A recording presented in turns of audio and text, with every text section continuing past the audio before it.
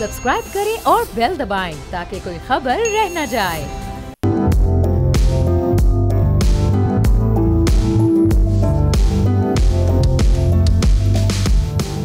अस्सलाम वालेकुम, मैं बाब जहांगीर, आप देख रहे हैं प्रोग्राम व्यापार और प्रोग्राम के आगाज़ में आपको स्टॉक एक्सचेंज से अपडेट दें, जहां गुज़िश्ता 2-3 रोज़ से हम देख रहे हैं कि इंडेक्स थोड़ा सा डाउनफॉल का शिकार है। आज भी मार्केट खास से नीचे गई, 532 पॉइंट्स की तकरीबन कमी हुई थी, लेकिन इख्तिताम पर थोड़ा सा रिकवर किया मार्केट ने और 245 पॉइंट्स का इसमें बिल्कुल इख्तितामी लम्हात में इजाफा हुआ, जिसके बाद इंडेक्स 62,693 पॉइंट्स पर बंद हुआ है। अब जो गुज़िश्ता 3-4 हफ्तों से सूरत हाल थी वो बड़ी बेहतरीन थी, लेकिन अब उसमें ये एक ठहराव क्यों आया है या अब ये कमी बेशी क्यों हो रही है? किसी वक्त हम देख रहे हैं कोई ऐसा डाउनफॉल आता है कि 2 रोज़ पहले 1000 पॉइंट्स तकरीबन इस मार्केट में कम हुए थे। इसकी क्या वजूहत हैं, प्रोग्राम में आगे चलकर इस पर भी हम डिस्कशन करेंगे। लेकिन एक और बड़ा अहम मामला है जो ये है कि 5000 का नोट असली है या जाली है, इसकी पहचान दरअसल कैसे करें। और इस सिलसिले में स्टेट बैंक ने एक अहम वीडियो भी जारी की थी।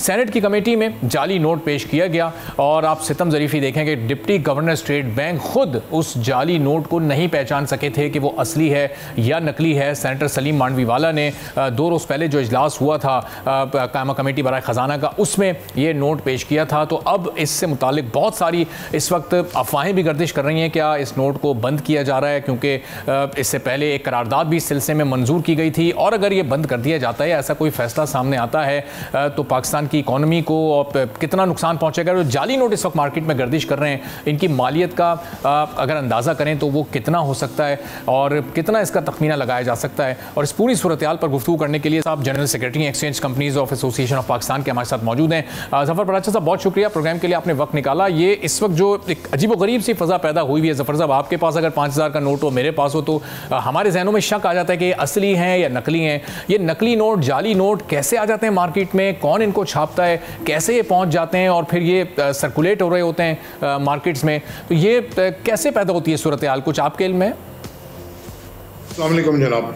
देखिए जनाब, बात यह है कि जो बड़ी डिनोमिनेशन के नोट्स होते हैं वो अक्सर लोग जाली छापते हैं और उसको चलाने की कोशिश करते हैं।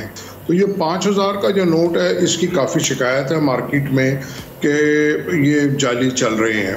ख़ास तौर पे ये ज़्यादातर आपका जो इलाका गैर है KPK का, वहाँ प्रिंट होते हैं। तो वो क्योंकि वहाँ पे हमारी लॉ इन्फोर्समेंट एजेंसीज़ की पहुँच नहीं है, तो वहाँ पे ये ज़्यादातर प्रिंट होते हैं।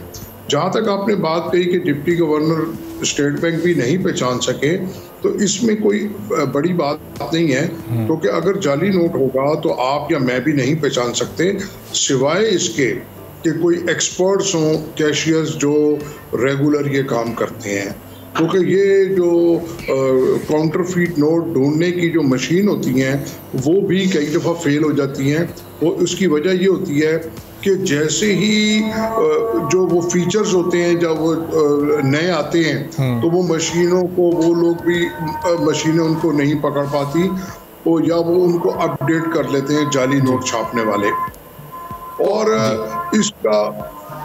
इसकी एक बड़ी वजह ये भी है कि ये भी शिकायत आ रही है कि जो बैंक से जो करेंसी आती है उसमें भी जाली नोट शामिल होते हैं। तो कई जगह हमने ये देखा है कि उसमें बैंक के लोग भी शामिल रहे हैं।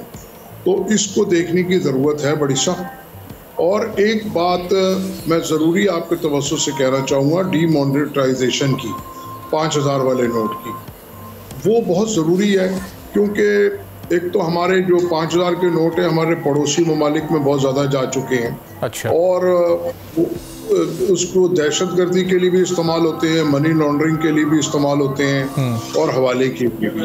देखिए, जैसे हमने देखा कि इंडिया ने अपने 2000 रुपए का नोट डीमोनेटाइज किया और बेइंतहा पैसा उनके सिस्टम में आया और उनकी इकोनॉमी बेहतर हुई।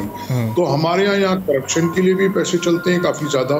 सही। तो अगर हम तो 5000 का नोट खत्म करके वापस 1000। जफर साहब, ये जो करप्शन का मनी लॉन्ड्रिंग टेस्ट पर हम जरा आते हैं, लेकिन ये जो सिक्योरिटी फीचर्स होते हैं किसी भी नोट के, और जाहिर है बड़े करेंसी नोट की ज़्यादा इंपॉर्टेंस होती है, तो ये 5000 के नोट के जो सिक्योरिटी फीचर्स हैं, तो फिर इनको क्यों सिंपल नहीं किया जाता ताकि एक आम आदमी भी पहचान सके, या फिर इनको थोड़ा सा कॉम्प्लिकेटेड रखना ज़रूरी है कि वो बैंकिंग एक्सपर्ट जो कैशियर्स हैं वो ही इसको पहचान सकें? तो ये अगर इसको हम सिंपल कर देते हैं सिक्योरिटी फीचर्स को, तो उससे नहीं फ़ायदा हो सकता कि फिर जाली नोट मार्केट में आ ही नहीं सकेगा, या अगर आएगा तो बड़ी आसानी के साथ उसको शनाख्त कर लिया जाएगा, तो उसको पहचानना आसान हो जाएगा, तो ओवरऑल पाकिस्तान की इकॉनमी के लिए भी बेहतर होगा? देखिए जनाब, ये इसको आसान मैं अल्फाज में आपसे ये कहना चाहूँगा कि इसके फीचर्स के लिए कि अब दुनिया पॉलीमर नोट के ऊपर जा रही है, प्लास्टिक नोट पे। अगर हम भी उस पर चले जाएंगे तो इसके अंदर जाली नोट बनना इस वक्त तक तकरीबन नामुमकिन है। तो हमको चाहिए कि हम पॉलीमर नोट पे चले जाएं और उसके ऊपर कॉस्ट तो थोड़ी बढ़ेगी, लेकिन वो कॉस्ट वन टाइम होगी, क्योंकि अभी हमारे यहाँ नए नोट, पुराने नोट और उसकी कॉस्ट बहुत हाई है। और डिनोमिनेशन हमको छोटी रखनी पड़ेगी। अगर हम डिनोमिनेशन बड़ी रखेंगे तो मैक्सिमम लोग इसको जाली बनाने की कोशिश करेंगे। तो इसकी डिनोमिनेशन को छोटा रखें, उससे आपका जो इन्फ्लेशन है वो भी कंट्रोल में रहता है, मनी लॉन्ड्रिंग भी नहीं हो पाती, करप्शन के पैसे भी नहीं छुप पाते और स्मगलिंग भी नहीं हो पाती। तो ये बहुत ज़रूरी है कि हमको पॉलीमर नोट पे जाना है, मैक्सिमम 1000 रुपीज़ के ऊपर डिनोमिनेशन, और हमको 5000 का नोट डिमोनेटाइज करना है, ताकि जो पैसे लोगों के घरों में, लॉकरों में या फार्म हाउसेस में छुपे हुए हैं वो नेशनल इकोनॉमी का हिस्सा बन सके। ठीक है। और हमको मैक्सिमम टैक्स हासिल हो सके। ठीक है, बहुत बहुत शुक्रिया जफर परासी साहब, general secretary exchange companies association of Pakistan हमारे साथ मौजूद। ब्रेक लेंगे और ब्रेक के बाद जब वापस आएंगे कुछ मजीद अहम खबरें प्रोग्राम का हिस्सा बनाएंगे।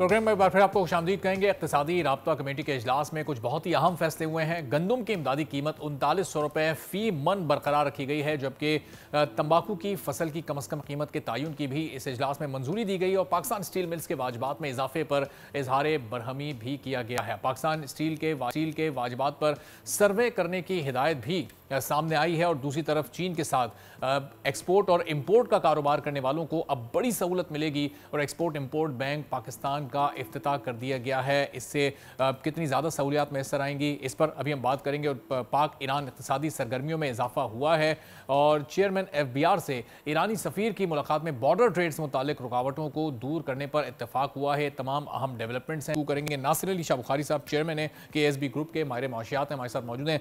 नासिर साहब बहुत शुक्रिया प्रोग्राम के लिए, आपने वक्त निकाला। सबसे पहले ये जो इंपोर्ट एक्सपोर्ट बैंक का इफ्तिताह हुआ है चीन के साथ पाकिस्तान की ट्रेड बड़ी आसान हो जाएगी और एक्सपोर्टर्स को भी बड़ा इससे फ़ायदा होने जा रहा है। ये ओवरऑल कितना खुशाइन इक़दाम है और इन मौजूदा हालात में जबकि पाकिस्तानी इकॉनमी को स्टेबल करने की ज़रूरत है, कितनी अहमियत है इसकी? ये तो एक ग्लोबली जो है तमाम मुल्कों के अंदर जो एग्जिम बैंक का कंसेप्ट है वो बहुत वेल इस्टेब्लिश्ड है और उससे ये जो आपके पास स्टेट बैंक के ज़रिए एक्सपोर्ट रीफाइनेंसिंग का प्रोसेस था और उसमें बेशुमार मुश्किलात भी थी और वो आउटडेटेड प्रोसेस था, उसको अब वक्त के साथ साथ जो है तब्दील करने की ज़रूरत है। तो एग्जिम बैंक जो है वो उसकी रिप्लेसमेंट है। ये सिर्फ पाक चीन के लिए नहीं, ये सारी दुनिया के लिए जो है ये यहाँ पर एग्जिम बैंक की अब गोया जो सहूलत है वो दस्तयाब होगी और जिससे जो एक एक्सपोर्टर है उसके लिए ख़ास तौर पे बहुत सहूलत होगी। कई जगह पर दुनिया भर में जो है उनको एक्सपोर्टर्स को अपने बिट बॉन्ड्स वगैरह जमा कराने होते हैं, उसमें भी जो है एग्जिम बैंक अपना रोल अदा कर सकता है और जो जहाँ कहीं उनको एक्सपोर्ट करनी है, ख़ासतौर पे कमोडिटीज़ जो हमारे यहाँ से एक्सपोर्ट होती हैं और राइस वगैरह के लिए, उसके लिए भी जो है उनको उनके वहाँ टेंडर्स वगैरह की पार्टिसिपेशन के लिए जो है बिट बॉन्ड्स के लिए सहूलत हो जाएगी। और नाज़िब ये एग्जिम बैंक का बेसिक कॉन्सेप्ट ज़रा होता क्या है, इसको अगर आप आसान अल्फाज में हमारे व्यूअर्स के लिए समझा सकें? जी, एग्जिम बैंक जो है वो प्योरली इंपोर्ट एक्सपोर्ट की रिक्वायरमेंट्स को पूरा करने के लिए सिर्फ एक्सपोर्ट के क्लाइंट्स के लिए जो है वो इस्तेमाल होता है और जो ICC जो है इंटरनेशनल चैम्बर ऑफ कॉमर्स, उसकी जो रेगुलेटरी फ्रेमवर्क है उसमें जो डॉक्यूमेंट्री क्रेडिट्स की रिक्वायरमेंट्स पूरी करने की ज़रूरत पड़ती है, वो एग्जिम बैंक जो है उसके लिए बहुत बेहतर सहूलियात जो है सिर्फ एक्सपोर्टर्स के पॉइंट ऑफ व्यू से। इंपोर्टर्स के लिए तो दूसरे सारे बैंक कर सकते हैं, लेकिन एक्सपोर्ट्स के लिए ये जो है एग्जिम बैंक एक ख़ास एक मायने रखता है और जैसे मैंने कहा कि ICC की जो रेगुलेशंस हैं उनको ये पूरा करने में ज़्यादा दुनिया भर में जो है एक स्टैंडर्डाइज सिस्टम जो है काम किया गया है, उसमें एग्जिम बैंक बहुत ही ज़्यादा फाल किरदार अदा करता है। ठीक है। और नज़र इधर पाक ईरान इक़्तिसादी सरगर्मियों में अब जो हम मज़ीद इजाफा देखेंगे, चूँकि चेयरमैन FBR से ईरानी सफ़ीर की मुलाकात हुई है और फिर बॉर्डर ट्रेड से मुतालिक जो रुकावटें होती हैं उनको दूर करने पर और एक स्मूथ तरीक़ाकार अपनाने पर उसमें इत्तेफाक भी हुआ है, तो ये कितना इंपॉर्टेंट होगा पाकिस्तान और ईरान की ट्रेड में इजाफे के लिए? यार आप लोग जो है वो एनालिस्ट जब बात करते हैं तो आप ग्राउंड रियलिटीज को कभी कभी भूल जाते हैं। पाकिस्तान सिंसियर ही नहीं है भाई ईरान के साथ कारोबार करने में, तो और जो भी पाबंदियां कह लें, जो भी मसला कह लें, दुनिया के सारे ममालिक जो हैं वो ईरान के साथ उसके बॉर्डर के वो काम कर रहे हैं। टर्की जो है वो $30 बिलियन से ज्यादा की ट्रेड कर रहा है। माफ कीजिएगा। जी जी। इसी तरह दूसरे तमाम ममालिक हैं, ताजिकिस्तान है, और हालांकि उसका बॉर्डर नहीं लगता लेकिन उनकी ट्रेड जो है वो बहुत ज्यादा हो रही है। उज़्बेकिस्तान है, इन तमाम ममालिक की ट्रेड हो सकती है, पाकिस्तान क्यों नहीं, लेकिन पाकिस्तान की माहौल या यहाँ की जो पाबंदियां हैं, खासतौर पे जो यहाँ पे बैंकिंग सेक्टर है वो काम करने को तैयार नहीं है। जो बॉर्डर ट्रेड है उसके अंदर भी काफी सारी मुश्किलात हैं, अभी उनको दूर करते करते वक्त लगेगा, इतनी जल्दी ये ट्रेड बढ़ेगी नहीं।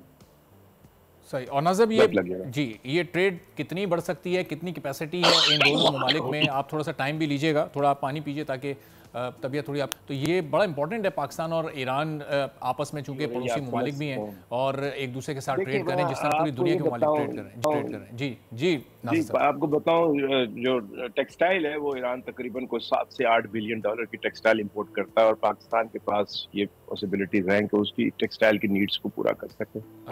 इसी तरह फूड आइटम्स में भी जो है ईरान $10 बिलियन की फूड आइटम्स जो है वो इम्पोर्ट करता है। खास तौर पे जो हमारी ये जो खास राइस की एक्सपोर्ट के सिलसिले में हमारे पास बहुत कुछ वहाँ पर हो सकती है ज़रूरियात पूरी, तो इसको मद्देनजर रखते हुए ट्रेड वॉल्यूम्स तो हैं हमारे पास। LPG की जो है सख्त शदीद ज़रूरत पड़ती है, वो हम उनसे मंगवा सकते हैं। और आप ये समझ सकते हैं कि जो हमारी एनर्जी की रिक्वायरमेंट्स हैं उसमें गो के ऐसी पाबंदियां हैं कि हम डायरेक्टली उनके साथ काम नहीं कर सकते, लेकिन ओमान के जरिए LPG पाकिस्तान आ रही है, तो सबको पता है कि कहाँ से आ रही है, बस सिर्फ उसको डॉक्यूमेंट घुमा के लाया जाता है।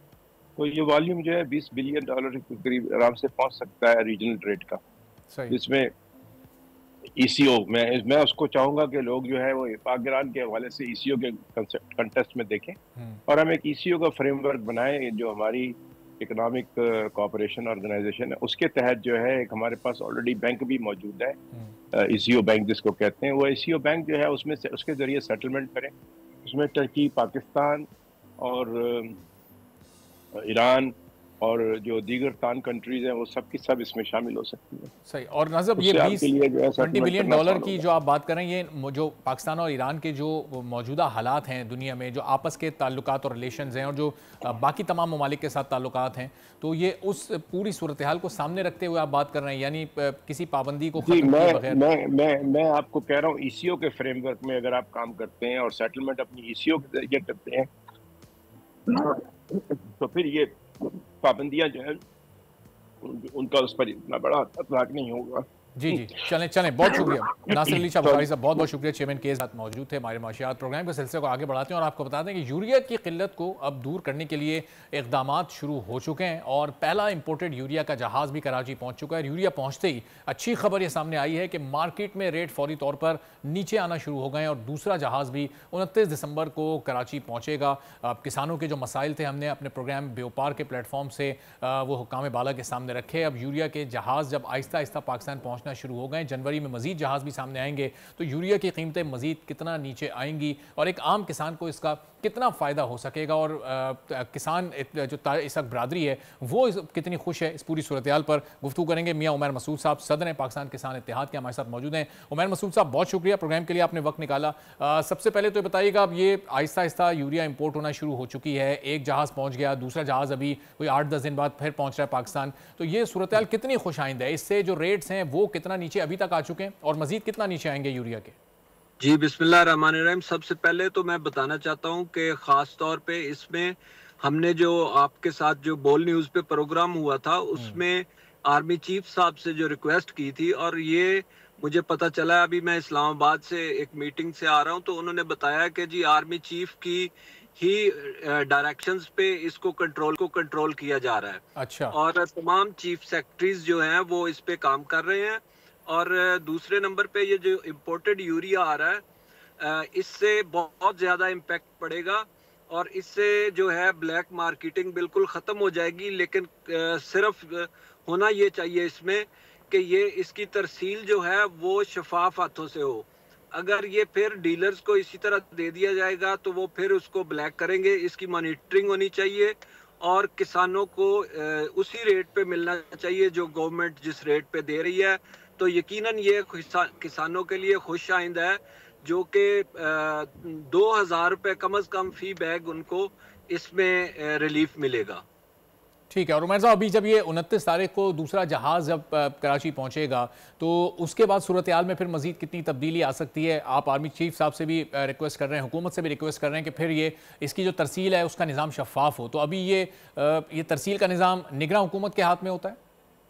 जी बिल्कुल, तरसील का निज़ाम बेसिकली प्रोविंशियल गवर्नमेंट के हाथ में होता है, और प्रोविंशियल गवर्नमेंट ही कंट्रोल करती है इसके रेट को, बाकी चीज़ों को।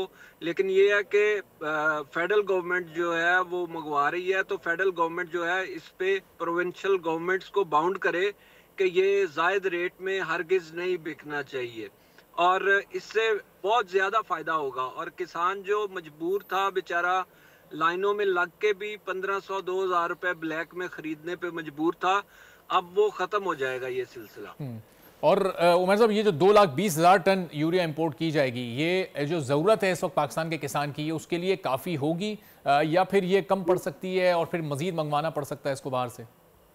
नहीं, मेरे ख्याल में ये काफ़ी होगी, क्योंकि अब जो मेन लोड था वो कम हो गया है। अब स्टार्ट में यूरिया चाहिए होता है, जब फसल का ग्रोथ शुरू होती है तो उस वक्त उसे यूरिया चाहिए होता है। अब जो है उसका तकरीबन लोड कम हो गया है, लेकिन ये है कि इसके आने से बहुत ज़्यादा मार्केट में फ़र्क आ जाएगा। अच्छा, और ये बताएं कि कीमत का कितना फ़र्क सामने आएगा जब ये इंपोर्टेड यूरिया मार्केट में आ चुकी है, ये आप लोगों तक पहुंचेगी, आपको ये किस कीमत मिलेगी? और पहले जो आप लोग यूरिया खरीद रहे थे उसकी जो कीमत थी और इसमें एक वाज़ेह फ़र्क आप देख रहे हैं? जी, इसमें तकरीबन जो हम पहले यूरिया खरीद रहे हैं वो ब्लैक में मिल रहा था, तकरीबन 52-5300 रुपए का बैग मिल रहा था। तो अभी ये जो इम्पोर्टेड यूरिया आएगा इसका रेट तकरीबन 3200 रुपए के करीब होगा मेरे ख्याल में, और इससे तकरीबन 2000 रुपए का फी बैग फर्क पड़ेगा, और ये बहुत बड़ा इम्पैक्ट पड़ेगा कॉस्ट पे। अच्छा उमर साहब, जब आप हमारे प्रोग्राम में आए थे 2-3 बार तो आपने ये आवाज़ उठाई थी कि इस माफिया के खिलाफ भी कार्रवाई होनी चाहिए जो कि ब्लैक में यूरिया फरोख्त करता है। फिर हमने नोटिस होते हुए भी देखा, सरफराज बुगटी साहब ने और ख़ुद निगरान प्राइम मिनिस्टर ने भी इस पर नोटिस लिया, कार्रवाई की बात की। तो वो उस पर इकदाम होते आपने देखे? ब्लैक में जो माफिया फरोख्त कर रहा था यूरिया को, उनके खिलाफ कोई कार्रवाई अभी तक शुरू हो सकी है? जी बिल्कुल, जो चीफ सेक्रेटरीज हैं सारी प्रोविंस। जी, उमर मसूद साहब हमारे साथ मौजूद हैं, उनसे ज्यादा जो है जी जी जी जी जी जी उमर साहब आवाज़ आ रही है? शुरू कर दिया गया जी, काफ़ी ज़्यादा जी, तमाम चीफ सेक्रेटरीज ने शुरू कर दिया और काफ़ी सख्ती की है अभी डिस्ट्रिक्ट्स में, और मज़ीद भी हम ये गुजारिश करेंगे गवर्नमेंट से, जैसा कि बोल न्यूज़ ने पहले। जी उमर साहब का इंटरनेट कनेक्शन चूँकि थोड़ा जी जी जी जी उमर साहब आ रही है आवाज़ आपकी?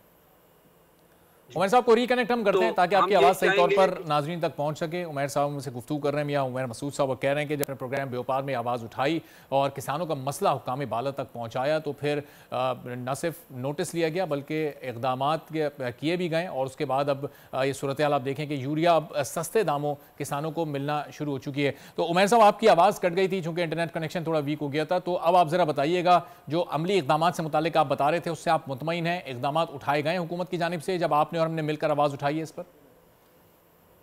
बिल्कुल बिल्कुल, इस पे हुकूमत की जानिब से इकदाम उठाए गए हैं, प्रोविंशियल गवर्नमेंट्स को सख्ती से कहा गया है, लेकिन अभी भी मजीद इनको और भी ज़्यादा खींचने की ज़रूरत है, क्योंकि अभी तक फुली कंट्रोल नहीं हुआ। अभी तक ब्लैक ज़रूर है, लेकिन ब्लैक में कुछ कमी आई है।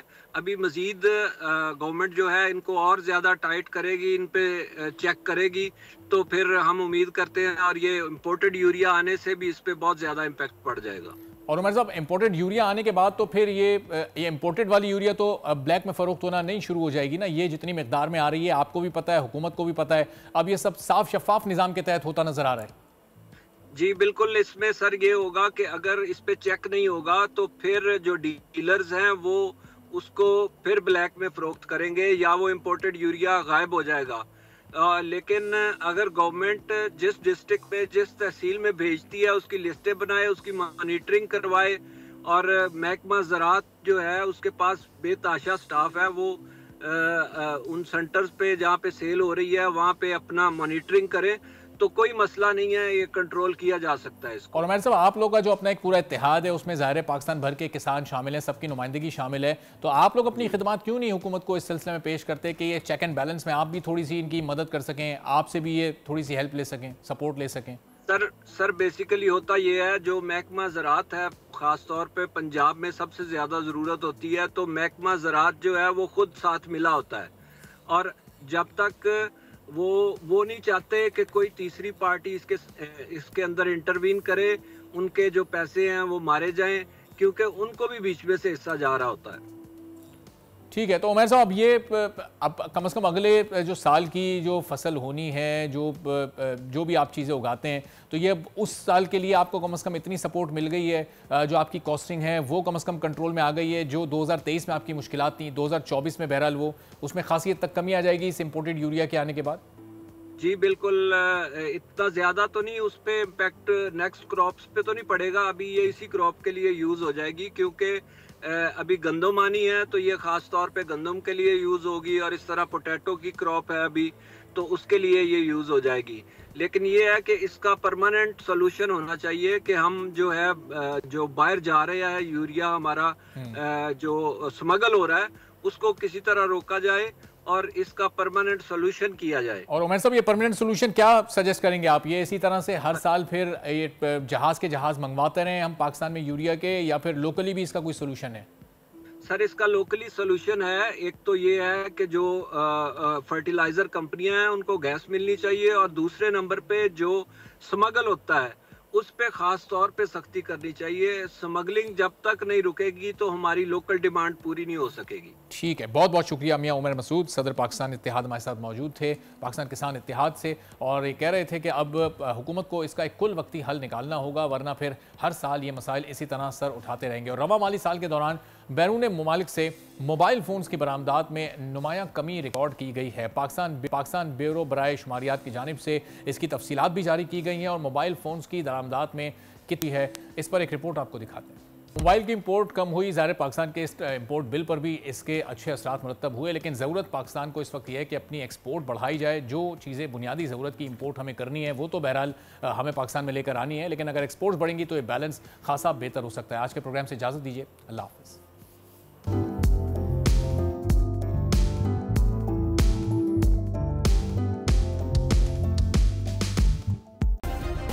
सब्सक्राइब करें और बेल दबाएं ताकि कोई खबर रह न जाए।